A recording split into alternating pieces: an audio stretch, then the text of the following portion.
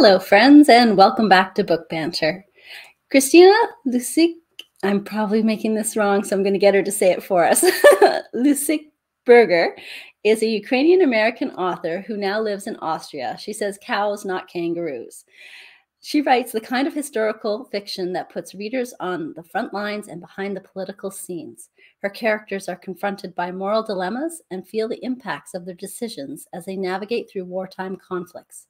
She has won a number of awards, and most recently, her award-winning short story collection was picked up by her publisher and reissued. Souvenirs from Kiev and The Woman at the Gates are both set in World War II Ukraine and are based on her family's experiences. Please welcome Chrystyna to Book Banter. Hi. Hello. Okay, so for the record, let's get you to say your name properly because that didn't come out right. Do you want the Ukrainian version too? Yes, please. Yeah. Chrystyna Lucyk-Berger. But whoops. Oh, there we go. It's Chrystyna. Everybody can just say Chrystyna. It's a lot easier to say. Yeah. And that's my dog Nebbiolo. Nobody can pronounce that either. Nebbiolo. Nebbiolo? Yeah, it's Italian for it's actually a grape from Piedmont used to make the Barolo wine. Oh, really? Yes. Oh, well, we like wine here. Yeah. and we love crazy names. So it sounded Italian, which is good because I thought at least I had the right language. Right. Because you are multilingual, so a little bit. Mm-hmm. Yeah. So how many languages do you speak? Beside BS. Well, everybody's got a little BS in them. I got a kid now, so I got a lot more. You're picking up habits. Hold on. Nebbiolo, get back to your spot here. So sorry. His timing was perfect too. He was quiet the entire warm-up time, right? Oh. I don't remember your question now, Tanya. How many languages do you speak? Oh, Ukrainian, English, and German. And the Austrian German has, especially where I live, because it's mountainous, you can go 7 kilometers one way and 7 kilometers the other way, and it's not the same language. But it's German slang, you know? Oh, interesting. Mm-hmm. Oh, and complicated. Yeah. Yeah. That would be a challenge for me. I'm not. You get used to it after 20 years, so yeah. I guess, yeah. You fill in the blanks with things.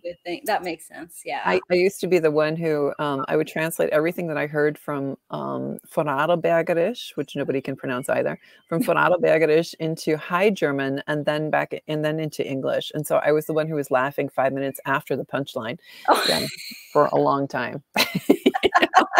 Like, oh, wait, I got it now. That's funny. Oh, that's really funny. And they're talking about the stock market crash now, you know. Right? Yeah.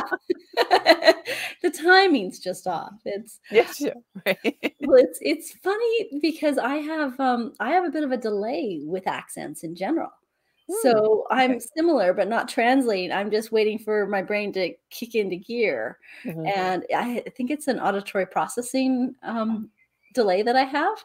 Okay. And so whenever somebody speaks with a language, it kind of hits me. And then I think it scrambles around inside. Yeah. And then it makes sense. Yeah. Yeah. Absolutely. So it's, I'm not being rude. I'm just slow to the uptake. Slow on the uptake. Exactly. Exactly. So let's talk about The Woman at the Gates. I love this novel. Hard read, but loved it. So tell me what inspired it. How did, you say it's based on family experiences, but I want to know more, basically. Yeah, no problem. So I was studying journalism at the time in the 90s, and what I ended up doing was I wanted to immortalize. I saw my relatives were all getting older, and because I was practicing how to give interviews and so on, I decided, well, why shouldn't I start interviewing them and getting their stories down? So back in the 90s, I sat down, and actually back then it was what was popular were women's memoirs. Mhm. And I wanted to be a writer. Like this was like the big thing. I wanted to write a book, you know? And so I thought, what if I did a women's memoir using my grandmother and my godmother and their all my aunts and, you know, like the women in my family, and kind of building this apple back from, you know, from the Nice. core of me. But as soon as I started interviewing my grandmother, I realized, holy moly, like her brothers were really in the partisans. Like they were Ooh, they were fighting in the underground. okay. And I thought, there's no way that I can just tell her story. You know, there's just so much stuff that I would love to find out more about. And so I had about 400 hours of interviews. I don't know anymore exactly what, but I was working with little miniature cassette tapes. That's how long Oh, ago this oh was. my gosh. Yeah. And then I had to transpose all of those interviews onto, you know, electronic documents. Yeah. Um, but it was when I was interviewing my father, because my grandmother had died, and I had actually promised her that I would do something like this, is to tell her story. She told me before she died, I want you to tell my story. And she was an author as well. At the Um, time, I had taken it to mean that she wanted me to translate her manuscripts from Ukrainian into English. oh, okay. And I thought, I'll never be able. She was so prolific. Like she would be writing from, I don't know, like 10 o'clock at night until 5 o'clock in the morning every day. Oh, Yeah. wow. See, you could just hear her typewriter going bam, bam, bam, bam, bam, bam, Holy bam. crow. So I was asking my father about her story and his parents' story when he told me about my great aunt. And he said, yeah, she had died because there was too little penicillin available in post-war Germany. Because after he was telling me her stories, I thought, God, why didn't I ever meet this woman? Why did she make it to America? What happened to her? You know, because her stories were just amazing. And he's like, no, she had a goiter her entire life. Oh And my when I was God. in Ukraine, she used to teach literature in a little village in the Carpathians. And you'll recognize these stories because you read the book. Yeah. And This is fascinating. she would wear a scarf around her neck to cover this goiter. Okay. And when I was visiting Ukraine, I went to this village where she had taught, and I actually ran into two of her students who then told me, yeah, she was the one who always wore the scarf and we loved her to death and she taught literature and it was so great and blah, blah, blah. Yeah. So what happened is after my father's family landed in a displaced persons camp, a DP camp, the Americans were, you know, sending people to hospital to get like operated on for wounds and such things. And this goiter was giving her a lot of problems. So they said, okay, she got a transfer to a hospital in Munich, but she got the infection and there was no penicillin. And that is what she died from after all she had lived through. That's what she died from. And I was just like, dude, that is like the biggest downer. Yes. Exactly. Because she had led such an exciting and a tragically selfless life. Really Yes. tragically selfless. Very selfless. Yes. Yeah. Isn't that amazing? So that's true. Okay. So in my head, I'm piecing together the novel. Yeah. That is fascinating. So were all the characters in The Woman at the Gates family inspired? Yeah, I don't think I could really write the story. Like I tried to write it 2005, so 17 years ago was when I first published my first novel, self-published, and it was terrible. Honestly, people, please do not go looking for it. We all have one of those.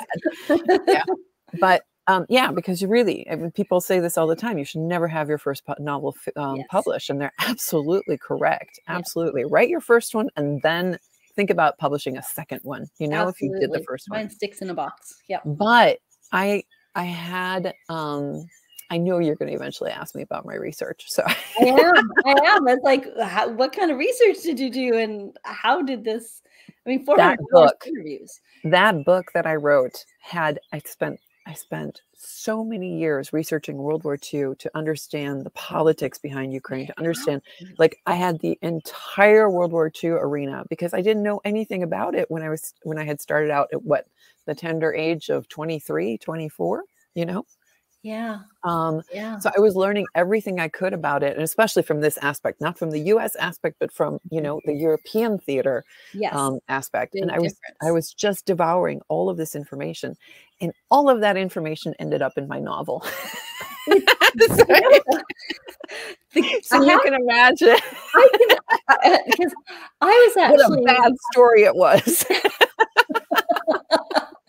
well, but you know what was funny? Because the woman at the gates, I was like, how did she take all of this information and So parse it down that to be was so my understandable? research book. When I wrote The Women at the Gates, I had everything in there compiled in this book, you know. Gotcha. Well, Well, that was brilliant, actually, in the end.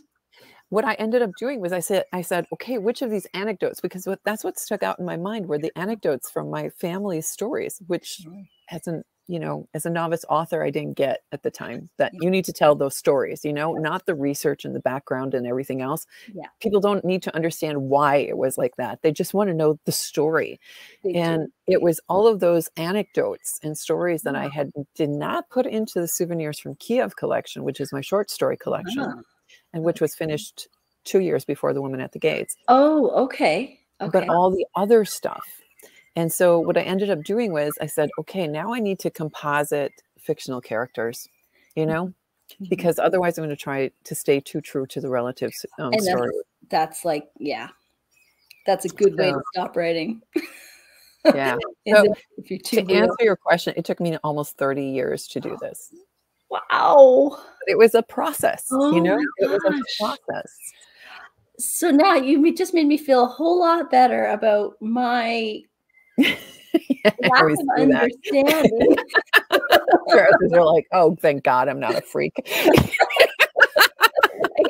Like, okay, so I've been researching the same thing for how many years now? But what's interesting though is that when I read The Woman at the Gates, I was very intrigued by the politics and the motivations of different parties and things like that. And I was really captivated by that. But at the same time, I was deeply confused as to how you would have built.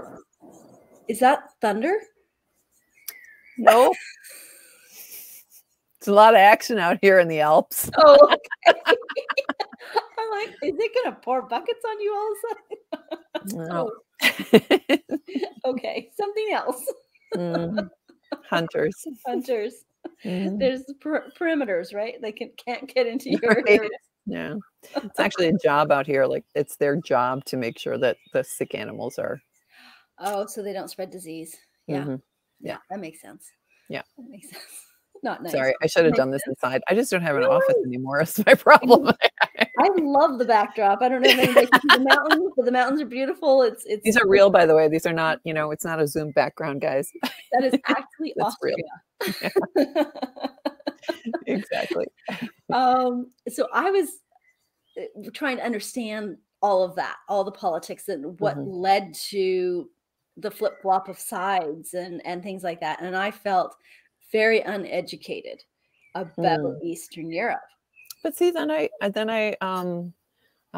drove home my point, which is I think we all need to know more about this, because I mean, I'm not going to say anything about, commercial publishing and everything like that is all fantastic. It really is. I mean, who doesn't want to make money from their writing? I mean, it takes us so much time to do this.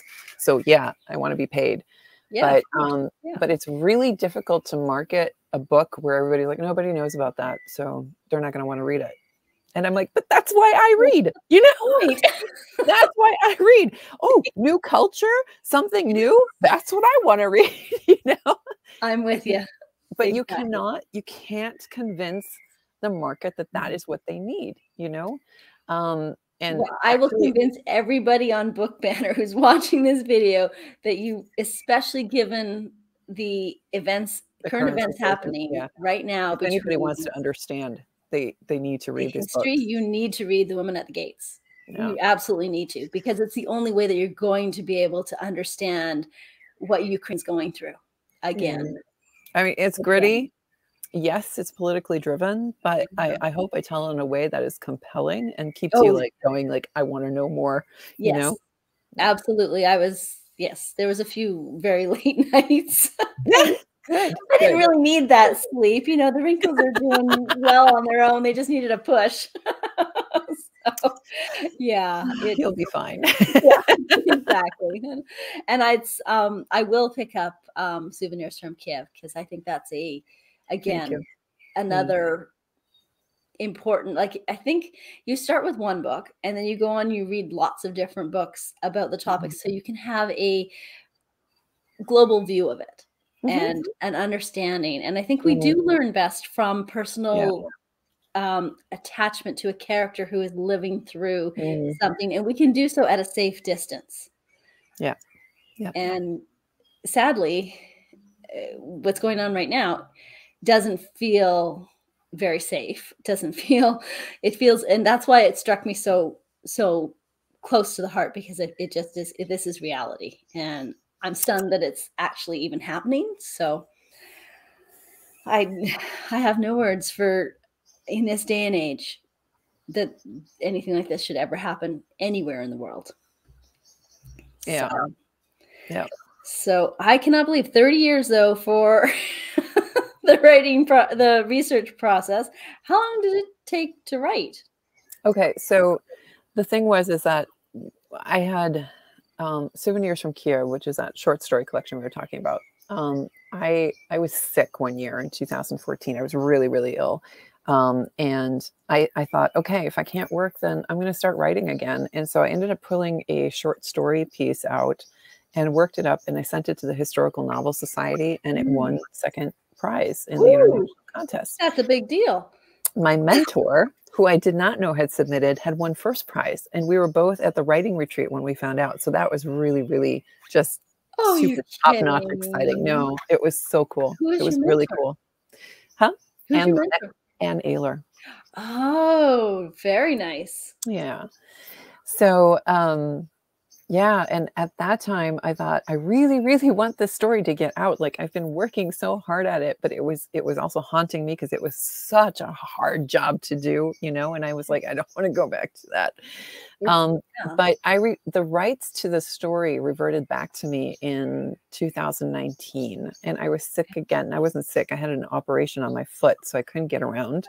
And I thought, why not just offer Souvenirs from Kiev as kind of a freebie, you know, because so that readers could, you know, kind of see how I write and so on. But I kind of felt cheap about giving just one short story away. So I went back to that first novel and I pulled 5 additional anecdotes out, and I completely reworked them. And all of a sudden it was flowing. Like, all of those years of learning the craft and studying the craft, and it was done in 6 weeks. Like, the whole book was done in 6 weeks. Isn't that amazing? And my whole thing was, and I asked my colleagues at the Second World War Club, I'm like, so what would you guys price this at? And they're like, short stories won't sell. Short stories won't sell. And I'm like, all right, well then I'll price it high. Yeah, exactly. You know, I got nothing to lose, you know, and I used it as kind of, you know, giveaway and whatever. And it was my best-selling book. It was my best-selling book. Like, really? it sold copies almost every single day since I pulled it out.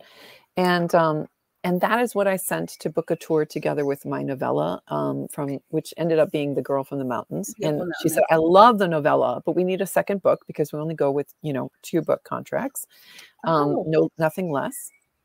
And she goes, have you considered taking Souvenirs from Kiev, these 6 short stories, and turning them into a novel? I'm like, no, been there and done that. I'm not doing that again.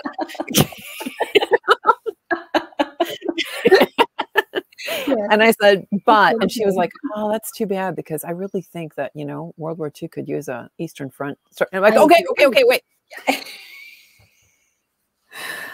If there is one story available, there's, my great aunt. Yeah, she was a spy. She was a lover. She was a patriot. And she helped people to get across the border from Ukraine into the West. And her lover got killed when that happened. She goes, yep, that one. That's what we want. But the lover can't die. I'm like, what? You know?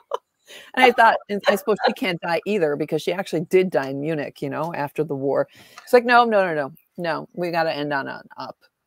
You know? That's hilarious. Yeah, because that's the way you know, right? We're not giving away any spoilers. Yeah. No. So my book-a-tour editor at that time, she was the one who commissioned me on my first 2 books there. Cara, she was like, yes, we're doing this story. We're doing this. And I thought, oh my God, I finally have somebody in my corner, you know, like Yeah. it was so exciting. And then I thought, okay, I got to do this justice now, you know, and it put Oh, yeah. so much pressure on myself. Holy moly, to get this story right. I did it. And now Bookouture came to me, and they, the managing director reached out and she said, I bought souvenirs from Kiev. And I'm wondering if you would be interested in having us repackage. We don't do short stories, but I'm wondering if you would. And I'm like, hell yeah. Yeah, exactly. Do you know how much Let's I do it. worked to get this a roundabout way? But That's you know, amazing. it is seriously, it is a lesson to all of us that if you continue working for something, you know, sometimes the timing is just right. I cannot change how the commercial market works No. or how consumers operate or anything else. But right now they're hungry for Ukraine, you Yes. know, Yes. and I had Nothing more to material for them, understand it. Yeah. you know, Yep. and it's not, Absolutely. this is my job, you guys, you know, I'm not doing this to like, I don't know, mooch No. off the tragic No. situation. No. I've been trying to get these stories into people's hands for so many years now because I feel they're important. And Absolutely. I'm wondering, Tanya, if these kinds of stories would come up more often, whether we wouldn't like react a little bit faster to things, you know? Well, I wonder that too, actually. I think because, you know, when we are more informed, we have the opportunity to make better choices. Yeah. And the biggest threat to inaction is fear. Yeah. Oh God, you just said Oh, it. Yep.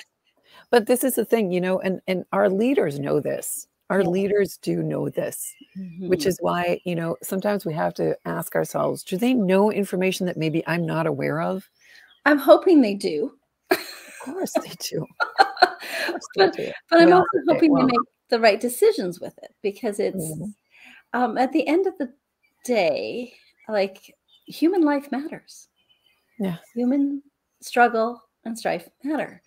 Um, it teaches a lot about, it teaches us a lot about what is our best side and our worst side. yes. Yes. Weddings, funerals, and wars. Right? Or tangled Christmas lights and lost luggage. Mhm, yeah, You know, but it's all of it, no matter what the package of it is, it's all an opportunity to learn. And so the world stage is creating an opportunity to learn. So we yeah, should get on that train and absolutely. learn. Yeah, yeah. I I'm that's sorry that but it's at a very high cost. it is.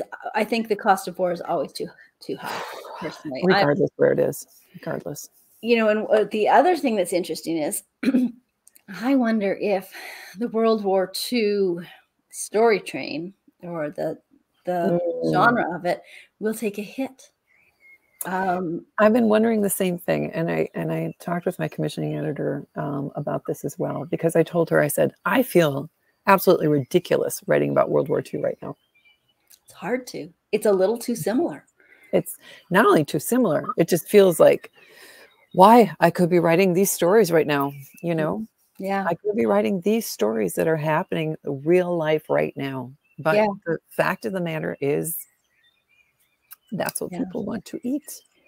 So that's what we're going to keep cooking up. You know, there's something to be said about looking backwards and painting it in rose-colored lights, and, you know, front porch sitting and lemonade sipping is But nostalgic, but not it's realistic.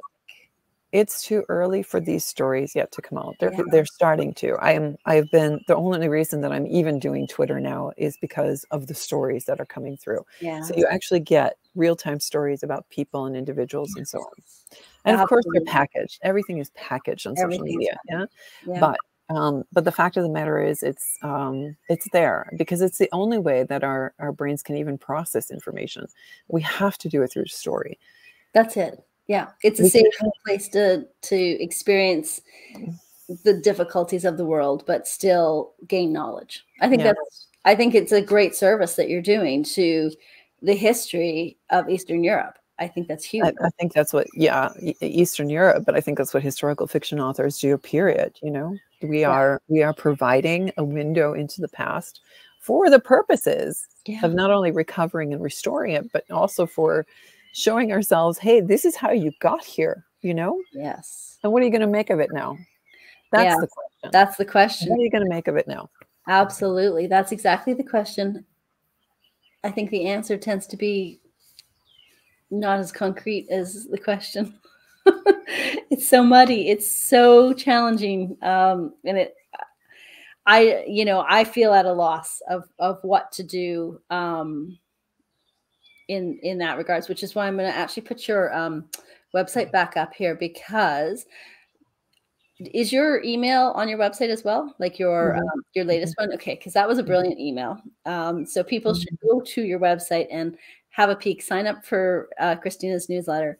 And the stories are very personal and poignant and informative. So I think that's worth investigating. So let's talk about your writing process. What does a typical day look like? Because I'm always fascinated, and I think maybe I can learn something and become more efficient. Because sometimes it feels just like I sit down and day goes by, but nothing. Oh, God, yeah. Without standing. Yeah. Yes, although my watch does remind me every hour. I need to get that app. Serious.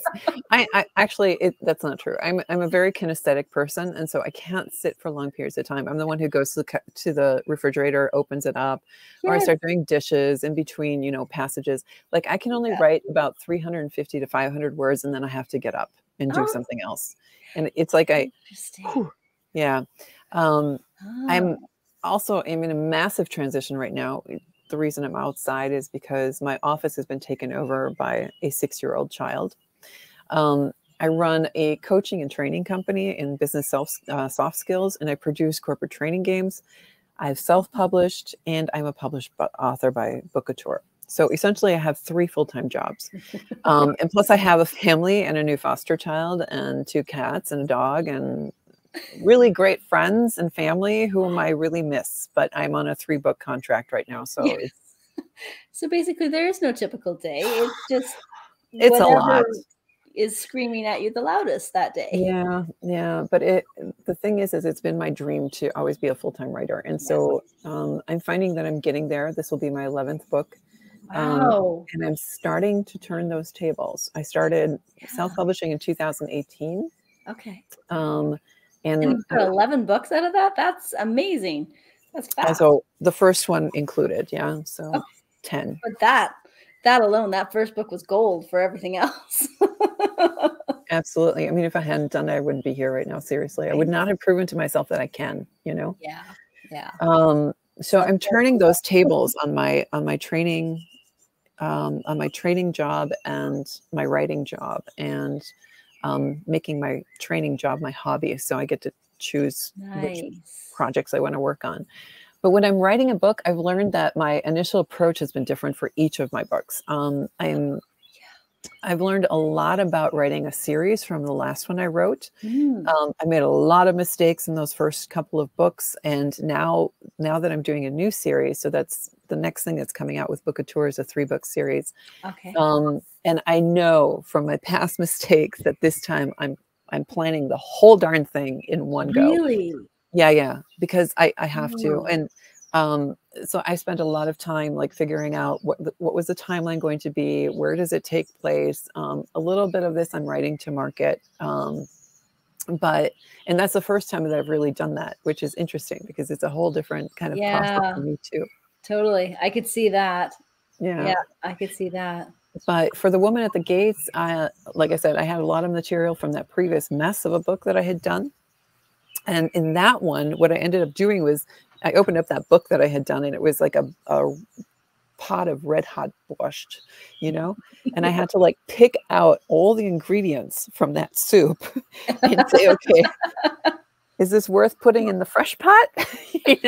Gotcha. And it was hard work. Oh my God, I'll never, ever want to do that again.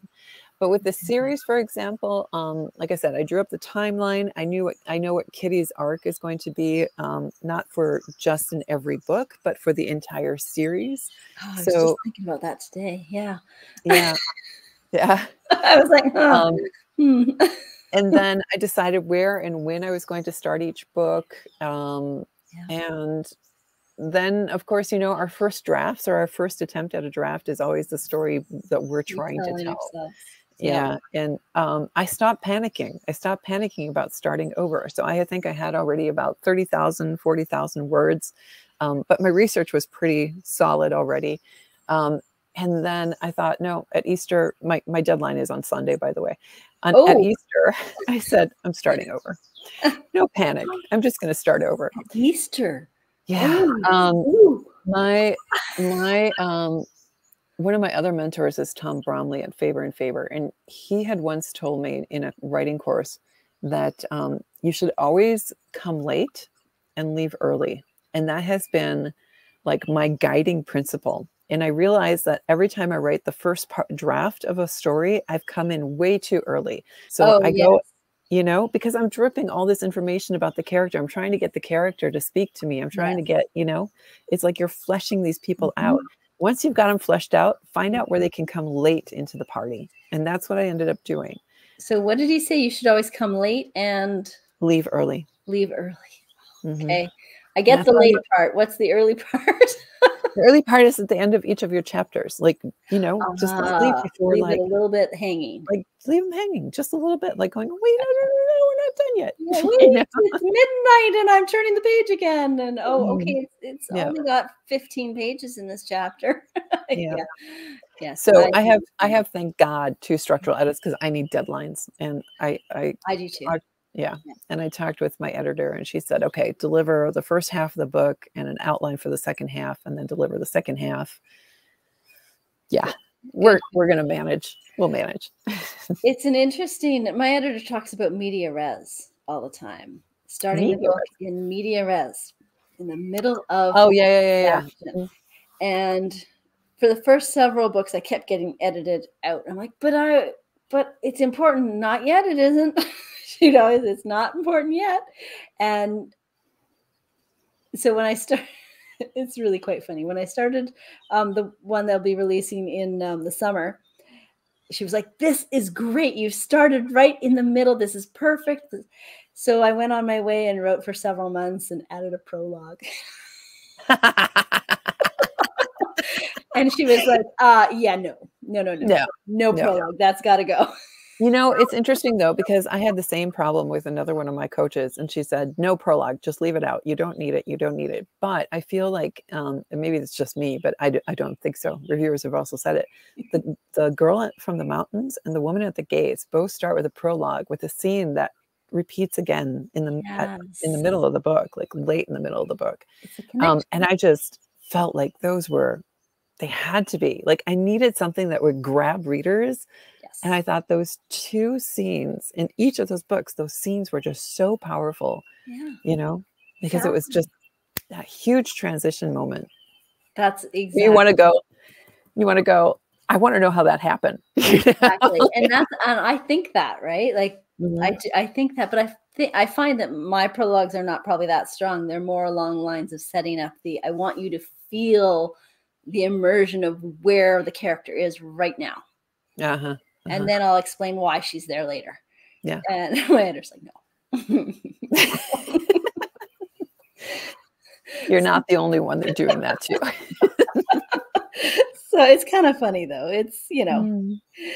So on a little bit more serious topic, sorry. But The Woman at the Gates is a very serious novel. It is. It is a serious novel. I'm actually a very, very funny person. All of my novels are seriously gritty. They will like rip your soul out of you. They will. But I am a very funny person. You are. I will attest to that. We're going to go forward and have weekly wine night, and we'll just chat. We are. Not that we're, not 9 hours difference in time zones, but it's okay. We'll make it work. As long as I don't have to leave my house, I can get up, early in the morning. That's exactly what yeah. I'm good at not leaving the house, actually. It's pretty good. Me too. It's a good age to be at. Isn't it? Like, I don't have to go out. Do I? Wait, 6 o'clock? You want me to do what? No. I know. Isn't that funny? No. Can I put my PJs on now? The first thing I do when I get in the door.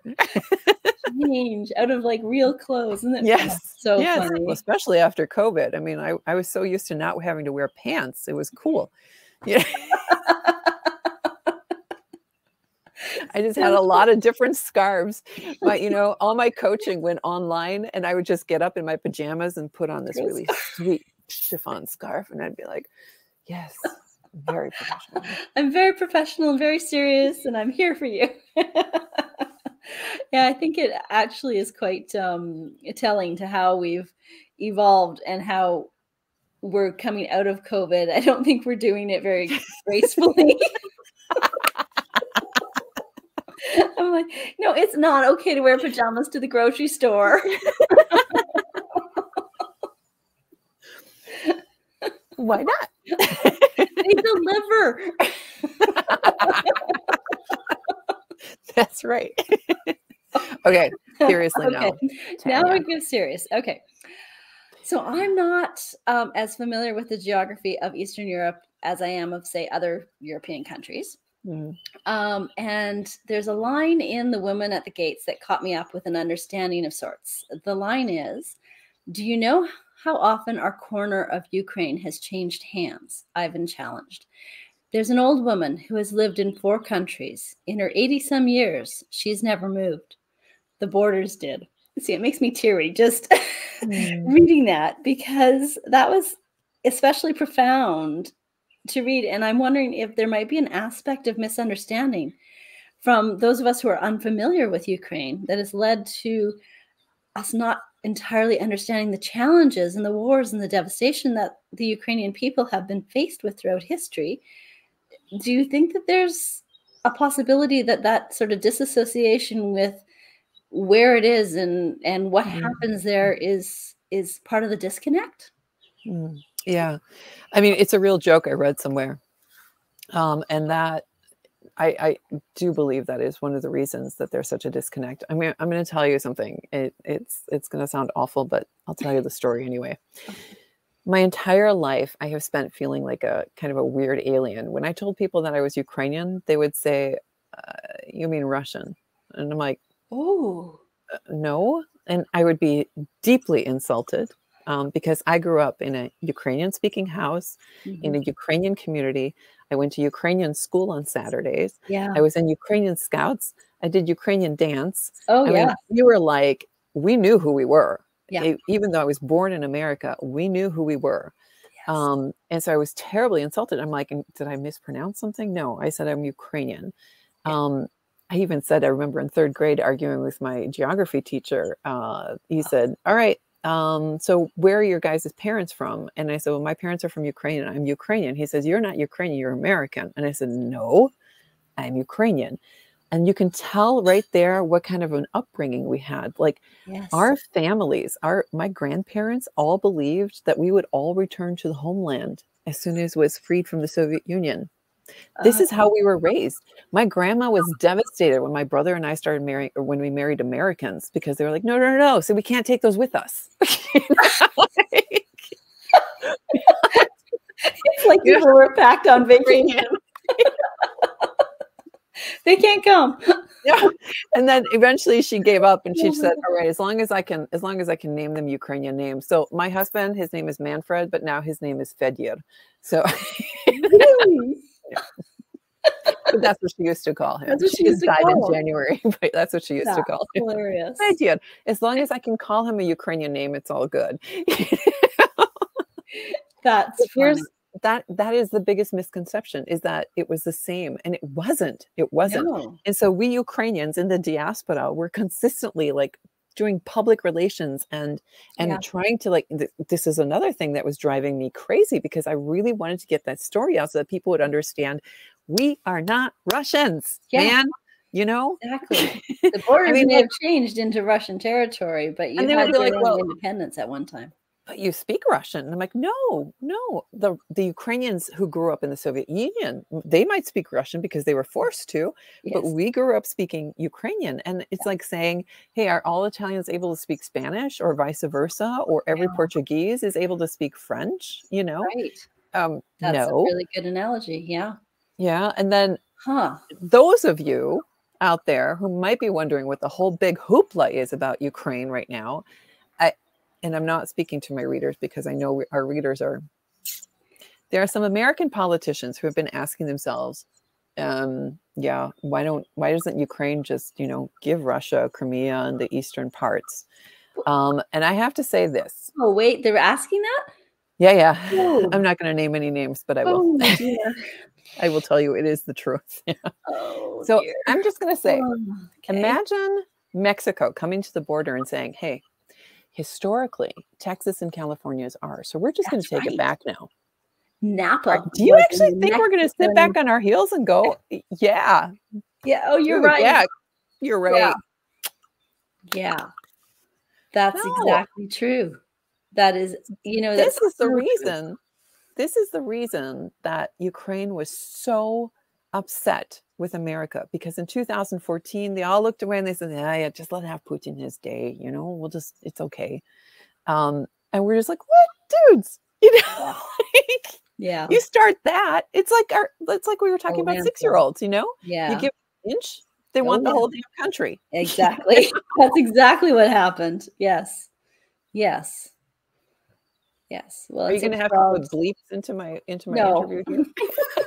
I don't know how to do that, so technically I can't. I'll start trying to do bleeps.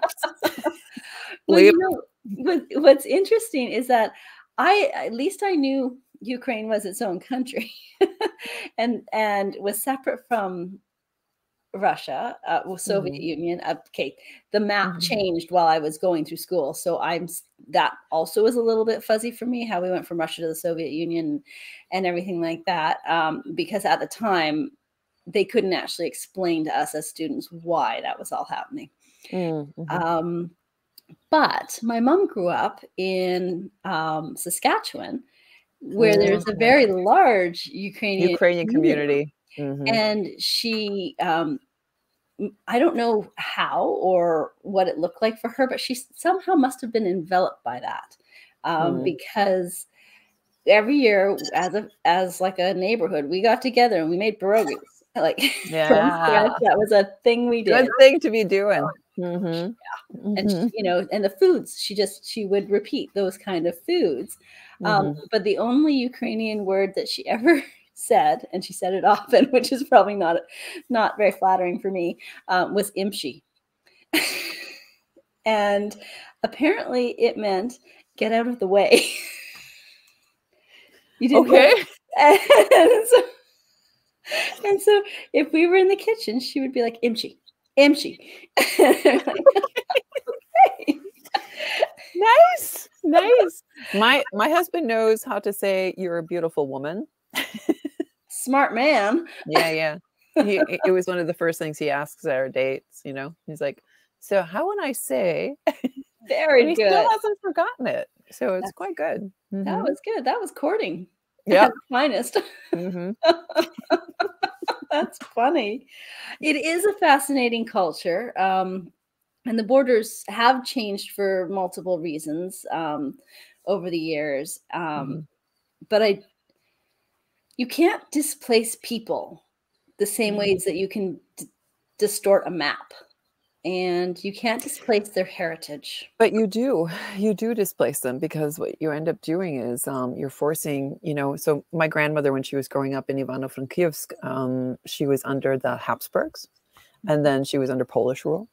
And basically what they ended up doing was trying to oppress them and saying your language doesn't count, your church doesn't count, and there were a lot of things. And so you were culturally displaced because suddenly things were forbidden. My grandmother, who grew up in Lucyk, she told me that back when it was under Poland, what they had were these underground, and I write about this in my South Tyrolean series as well. The same thing was happening with South Tyrol, with the Austrians in northern Italy and Italy. Yes. So the Polish were saying, no, if you want a job, you're going to have to speak Polish. If you want, to get your documents from any civil service worker, you're going to have to ask for them in Polish. You have to be able to read Polish. Polish uses Latin letters. Ukrainian uses Cyrillic letters. Yeah. So they were displaced, and they felt like, I have to fight for my heritage and to hold on to my culture. Yes. My grandmother was in these underground movements where they would write poetry. There were a lot of artists at that time writing poetry, holding on to the culture, and doing all of this stuff illegally. They would produce pamphlets and people were getting arrested and shot and putting their lives on the line for trying to maintain their culture and their heritage. See, that I guess it just doesn't make sense to me why, like, culture and diversity make our world a beautiful place. And we have a lot to learn from one another's cultures. And I mean, if you only, looked at the food alone and nothing else, there's reason to have people maintain their culture. But knowing where you can adopt other cultures, Yeah. it's just when it's forced down your throat and they're telling you that your culture and your heritage and your customs are no good, that's when you get people ticked off. Yeah, that's just a bully. Yeah. That's just, being a bully. And yet there could have been a lot more flex if there was acceptance first. Yeah. Yeah, history is not kind to humankind, that's for sure. Nope. Because we see it's hard to ignore. And I hope that we can do better. I'd like to think that we could do better. Would be nice, huh? Wouldn't it? There's there was one scene. This was interesting, and I think I already know your answer.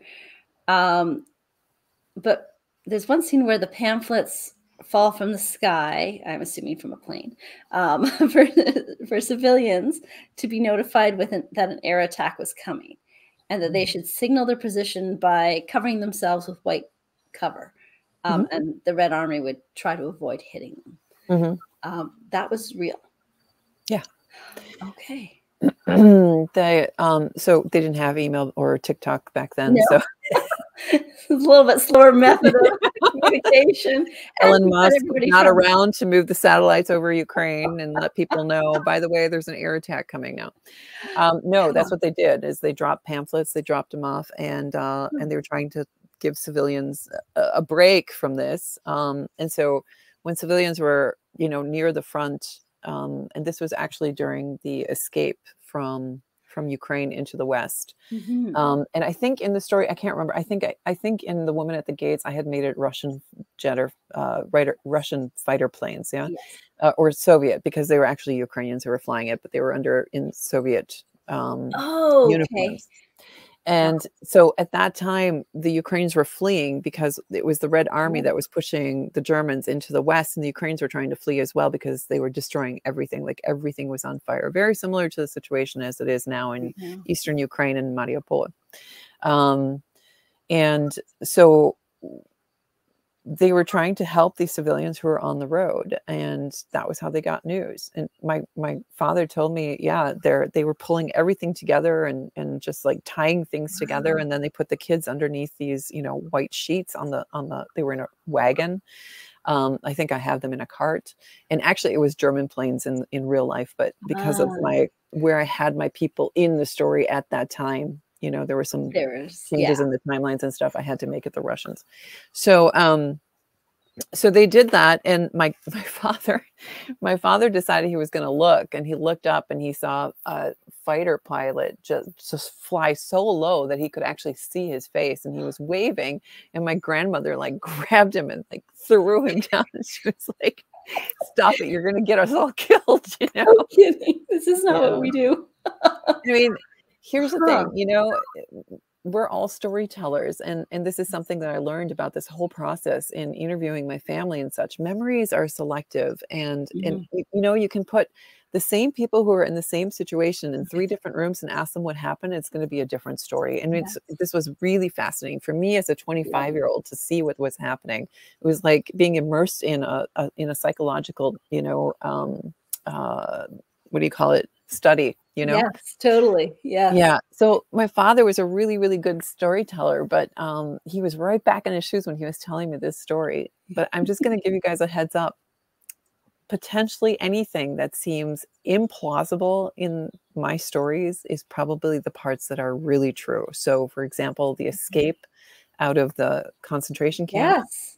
That was actually, although I made Antonia be the one who not provoked it, but who planned it, it was actually my grandfather. He had, my father nearly died in that concentration camp, and he had him in his arms. My grandfather had my father in his arms, and he was starving to death. And he just went up to the guard and he said, these are the kids who will be able to fight for Hitler. And this is what you're doing to them. You're going to let them perish in this camp because you don't want to feed them. And he just thought, I have nothing to lose. And my father remembers he was going in and out of unconsciousness. And suddenly he's sitting there in front of the gates of the woman at the gates.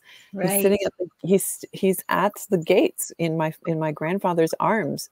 And the guard, he said it was so tense because the guard was just looking at him like, who do you think you are? And he picked up the phone and he called the camp commander and he goes, I think I've got a rebellion going on here, you know? And the camp commander came out and my grandfather just turned to him and he said, my son is dying when he could be fighting. In 5 years, he would be of fighting age. And right now you guys are losing.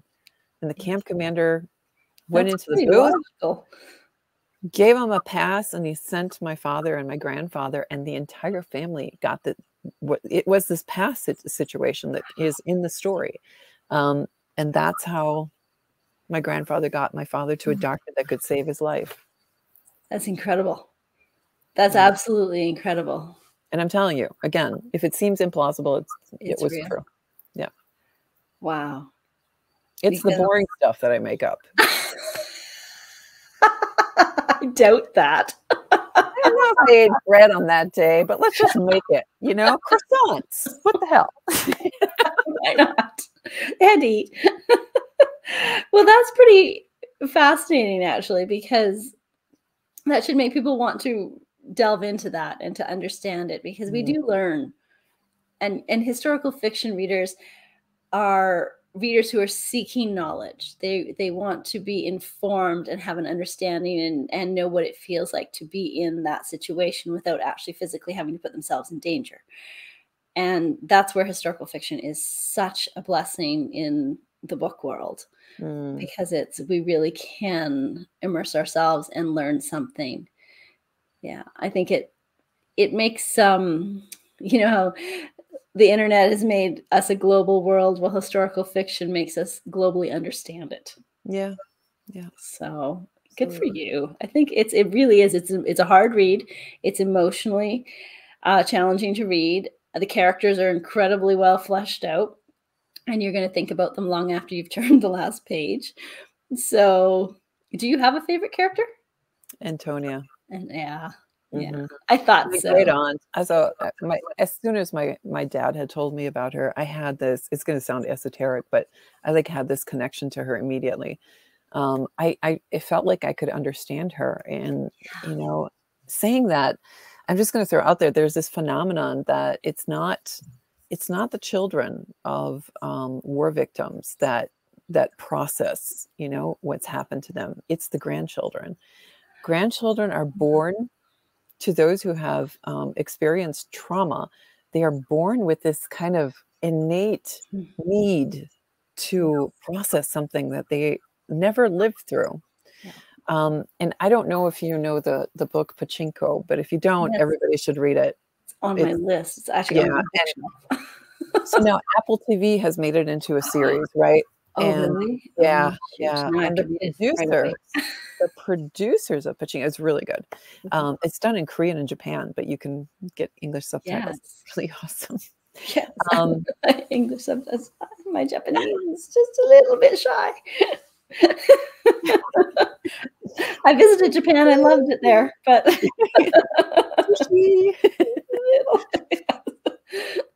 But what the producers of Pinko did was they actually did a dual timeline with the grandmother and the grandson.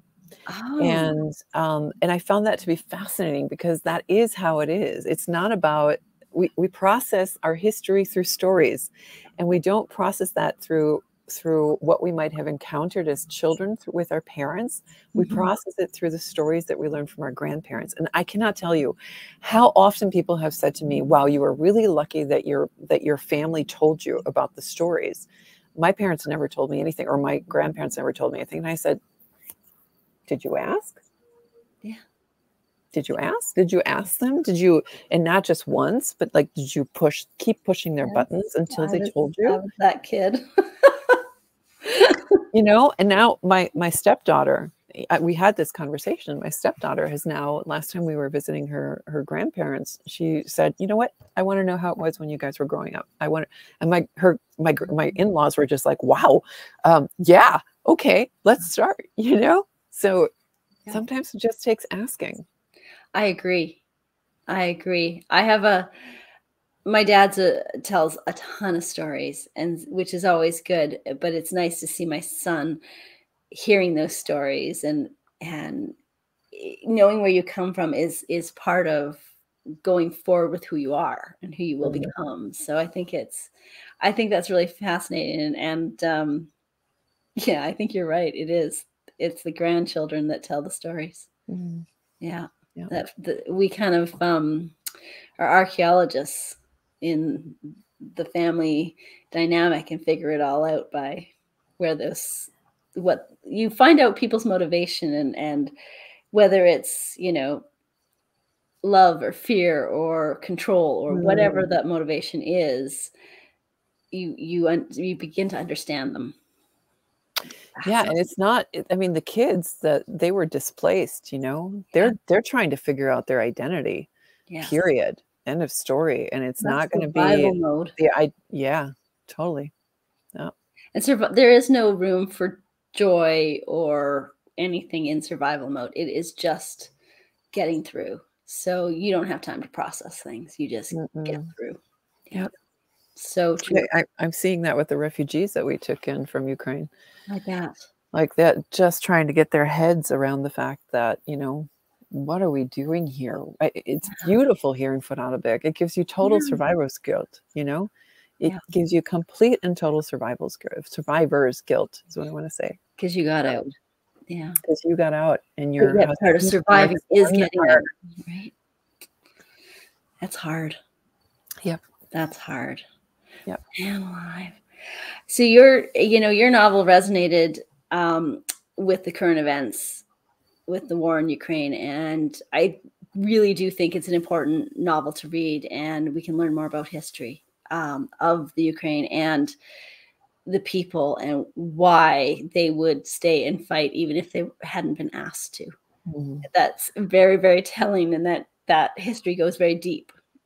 So thank you for writing about it long before this horrible events are happening, but yet it's still, it makes it that much more important that it was already written and available without any influence from current.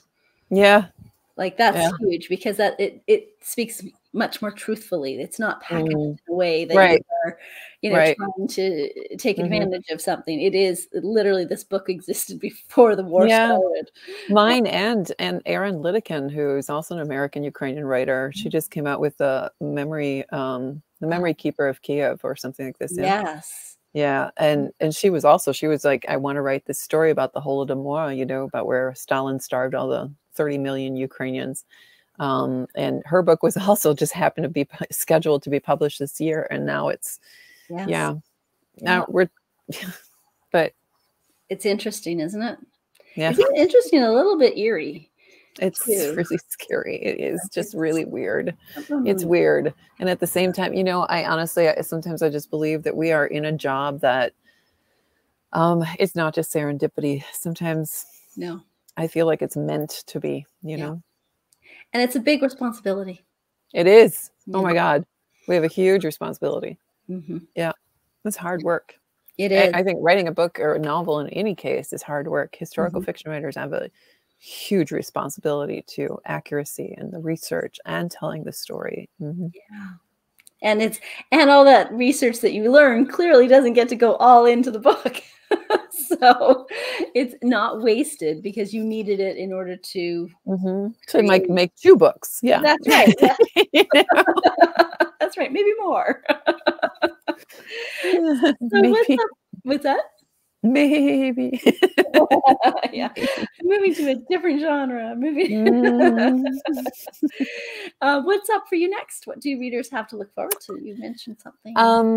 Yeah. So, I write with grit in my hand. And I've learned to take a commercial premise, and which is what my next series will be, but I still make my points clear. I still work with real history, and I'm still working in my philosophy into my novels. But this time I'm exploring what it means to be in a position of power, and then to discover that you might lose it when the people you love the most don't have the strength to fight against an evil system. Ooh. Okay. And yeah, so it's about an American socialite who marries an Austrian diplomat only to discover that he is not what she had believed him to be.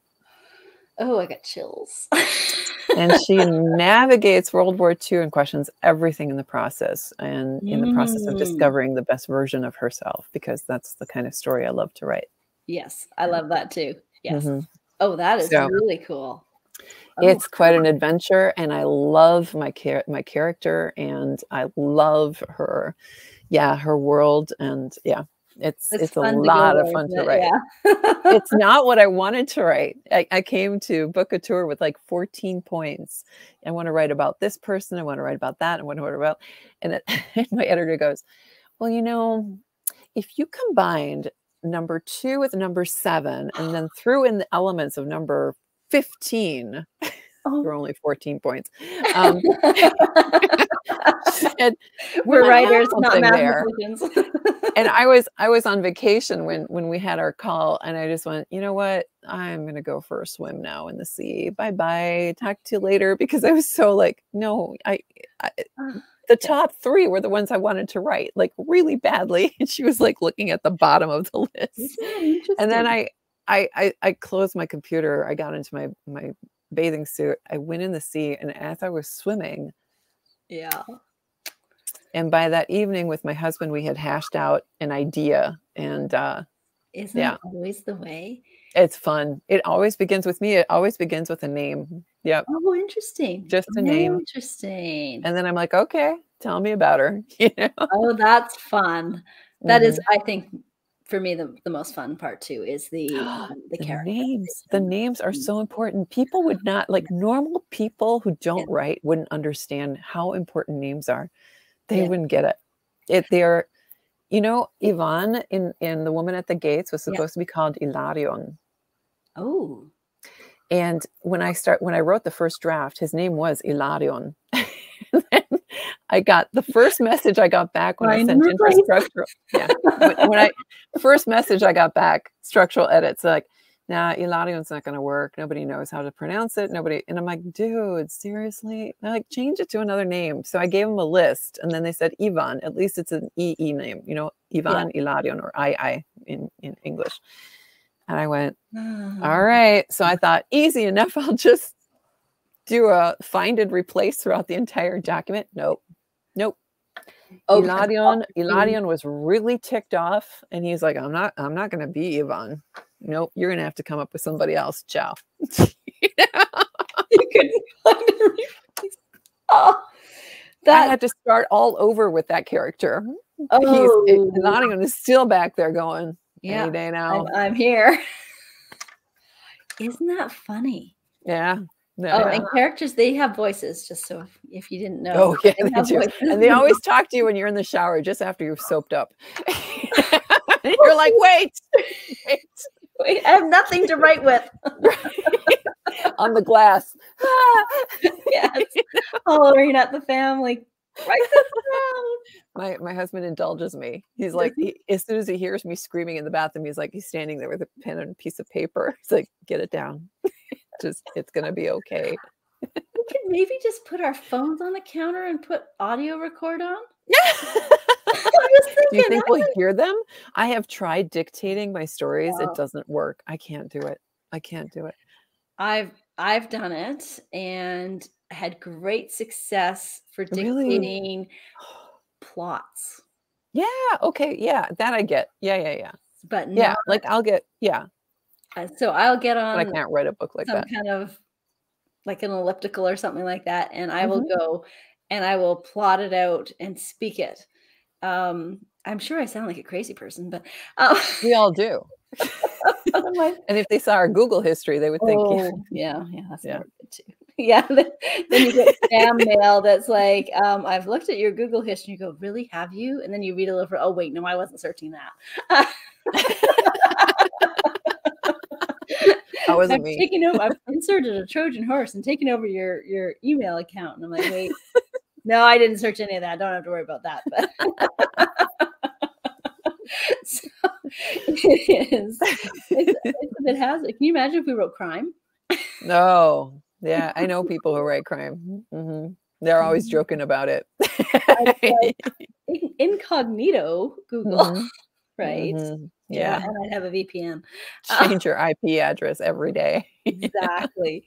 Exactly. So I I can thought, imagine what their Facebook feeds look like. can you imagine that would be like, yeah, what are they getting sold? Like, Jitsu what are they knives, advertised? Yeah, 9.99.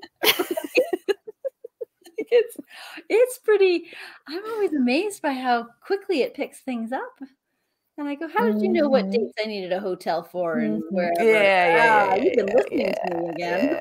yeah. Yeah, I just have to think things now and it shows up. Oh, I haven't tried that yet. Yeah, the little guy, he's like, "How much does an Alexa cost? Because I really like that." And I'm like, "Nope, not coming in this house." And he's like, "Why not?" And I launched into, like, this lecture and he was like, Why we don't have, yeah. "So if I," and after I was done, he goes, "So if I help you clean the house, can I just start earning money?" He wants to buy his own Alexa now. I'm like, "No, No Alexa, I agree, no Alexa in my house. no, God, no." I just discovered that my TV can hear me, and I don't know how because our remote control does not have a microphone on it. That we But know of. it was weird. This little microphone came up when I was searching for an old movie, and I spoke it, and it typed it, and I went, I don't know how to work that. No, Convenience isn't always all good. nope. So here's the last question I have for you. Mhm. The Women at the Gates is an incredibly important read that I think everybody watching should go out and buy right away. I'm going to put a link below for you to make it easy. Yeah, by the way, can I just plug it for a Yeah, second? Because, please. it's actually a Kindle monthly deal right now for 99 cents, Oh, in the UK and in Australia for the entire month of May. oh, for UK and Australia. Mhm, Okay, to entire month of May. Okay. mhm, Oh, I'll put that note in. mhm. I'll make that note too. What do you, as the author, hope readers take away from reading the story? Besides accepting the fact that Ukraine is not Russia. Yeah, well, that would be a start. I'd aim Um, higher. it's not an allegorical tale. I mean, The Woman at the Gates is not allegorical. I didn't try to make it allegorical. There's nothing pure about, any one country. There's nothing evil about any one country. Ukraine is not pure. Russia's not all evil. I can't say that. I mean, my new son, I have to keep saying that because it's my new son. He was born to a Russian mother, so I can't, Yeah, like that puts I'm it in going to bring perspective. him, I'm going to make sure that he learns that there are Ukrainian customs and languages and rights, and there are rights as in not like, human Yeah, rights, but rights as in rites of passage. customs. Yeah, And then there are Russian ones, and I'm going to support that he continues to learn the Russian one as well. yeah. And people are not evil. Politics No. are. Yeah, Ideologies, they can be. Ignorance is, because power. ignorance is what creates fear. You and I were talking about that at the very beginning. Yeah. Not thinking critically leads to evil. Yes. And war is never a black and white fight. And I apologize for the choice of colors, but it'd be wrong to say blue and red, and it would be wrong to say yellow and green, orange and gray, whatever. Just stop it. All of you, just stop it. I Yeah. live in Europe. You live in America or Canada or Australia or South America or India or somewhere in Africa. Isn't that remarkable Yeah. that we can all hear each other, Yes. but we're so bad at listening. We're so Yeah. bad at listening. And here's what I can tell you. There's no such thing as being pure, and there's no such thing as an us versus them. There's only you. There's me. We can sit down. We can get to know one another. You and I have decided we're drinking wine together every week now.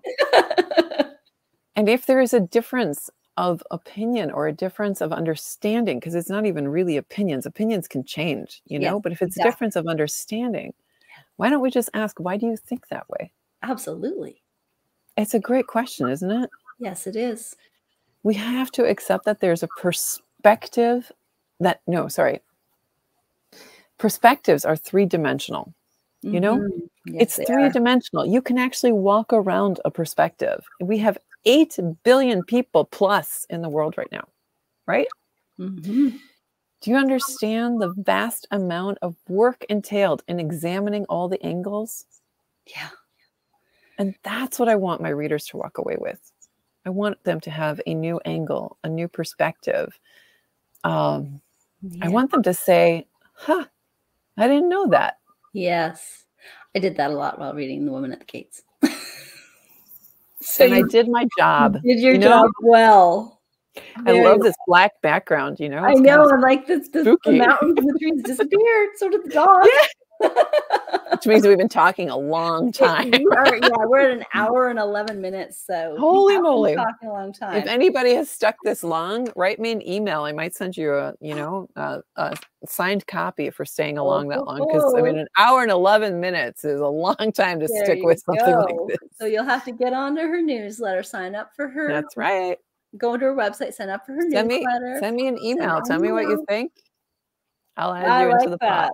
That's a great idea. Let's do it. Let's do it until end of June. Anybody who's watching this to the end, send me an email and I will put you in the pot for a signed copy. Excellent. I love it. I love it. Thank you so much for joining me. This was really, really a great conversation. Thanks. It's been so fantastic. And the book is stunning and heartbreaking and important. Very important. Thank you. So when we know better, we do better. Thanks. So thank you so much for taking the time with me too. Yeah. So much. Sorry for being an hour late. That's okay. I occupied myself just fine. So thank you for joining us. And I'll put a link in the description, guys, so you can check out The Woman at the Gates. And I think I'll try and find the link for your short stories as well. Thank you. Because that'll be on my next list to read. Thanks for watching, everybody. Bye. Happy reading, friends.